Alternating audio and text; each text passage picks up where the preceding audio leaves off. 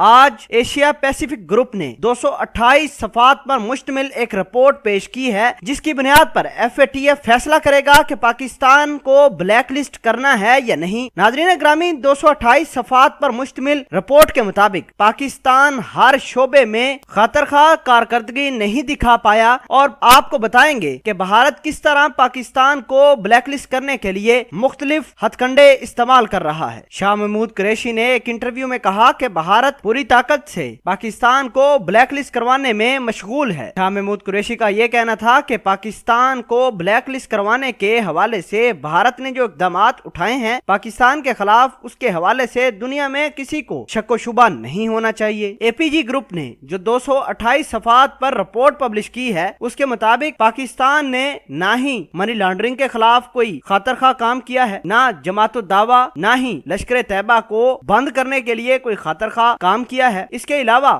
FATF اسی Asia Pacific group کی report دیکھ کر پاکستان کا اسی مہینے فیصلہ کرے گا کہ آیا پاکستان کو گرے لسٹ سے بلیک لسٹ کرنا ہے یا نہیں۔ لیکن حقیقت یہ ہے کہ بھارت نے مختلف رپورٹس اور مختلف لیٹر بھیجے ہیں FATF کو، ساتھ ہی ایشیا پیسیفک گروپس کو لیٹر بھیجے ہیں کہ فلاں جگہ پر پاکستان کے اندر دہشت گرد تنظیمیں موجود ہیں، اور 27 فروری والا واقعہ بھی بھارت نے کوٹ کر کے FATF اور APG کو بتایا ہے کہ ہم نے 27 فروری کو بھی پاکستان کے اوپر اٹیک کیا تھا، محض اس وجہ سے کیونکہ وہاں دہشت گرد تنظیمیں پل بڑھ رہی ہیں۔ ان تمام تر سینیریو سے یہ ثابت ہوتا ہے کہ شاہ محمود قریشی نے جو بیان دیا ہے کہ بھارت پاکستان کو بلیک لسٹ کروانا چاہتا ہے، اس میں کوئی شک نہیں رہتا۔ ایشیا پیسیفک گروپ کی رپورٹ کے مطابق پاکستان نے دہشت گردی کی روک تھام کے لیے جو اقدامات اٹھائے ہیں، دنیا اس سے خوش نہیں ہے، لیکن پاکستان نے دہشت گردی کی روک تھام کے لیے تمام کے تمام کام وہ کر ڈالے ہیں جو FATF عرصہ دراز سے پاکستان سے ڈیمانڈ کر رہا تھا۔ امید کرتے ہیں کہ FATF بھارت کی بجائے پاکستان نے جو اقدامات اٹھائے ہیں منی لانڈرنگ کے خلاف، دہشت گردی کے خلاف، ان کو بخوبی دیکھے گا۔ ایشیا پیسیفک گروپ کی رپورٹ کے مطابق پاکستان 10 میں سے 9ویں نمبر پر موجود ہے جس نے دہشت گردی کے خلاف بہت کم اقدامات اٹھائے ہیں۔ یہ ایک بھیانک رپورٹ آئی ہے پاکستان کے خلاف، جس سے یہ ثابت ہوتا ہے کہ آئندہ کچھ دن پاکستان کے لیے انتہائی کریٹیکل ہوں گے۔ ناظرین گرامی، اس رپورٹ میں یہ چیز بھی سامنے آئی ہے کہ پاکستان نے United nation security council resolution 1267 کو لاگو کرنے کے لیے ٹھوس اقدامات نہیں اٹھائے، جس کی وجہ سے پاکستان بلیک لسٹ ہو سکتا ہے۔ رپورٹ کے مطابق لشکر طیبہ، فلاح انسانیت فاؤنڈیشن اور حافظ سعید کے خلاف پاکستان نے ٹھوس اقدامات نہیں اٹھائے۔ اس رپورٹ میں یہ بھی بتایا گیا کہ 2008 سے جماعت الدعوہ اور فلاح انسانیت فاؤنڈیشن حافظ سعید صاحب کھلے عام پاکستان کے اندر اپنے کام سر انجام دے رہے ہیں، چندہ کلیکٹ کر رہے ہیں۔ پاکستان نے ابھی تک کسی قسم کا کوئی ٹھوس اقدام ان کے خلاف نہیں کیا۔ ناظرین گرامی، آگاہ کرتے چلیں کہ پاکستان نے واقع ہی میں جماعت الدعوہ، فلاح انسانیت کی فاؤنڈیشن اور حافظ سعید کے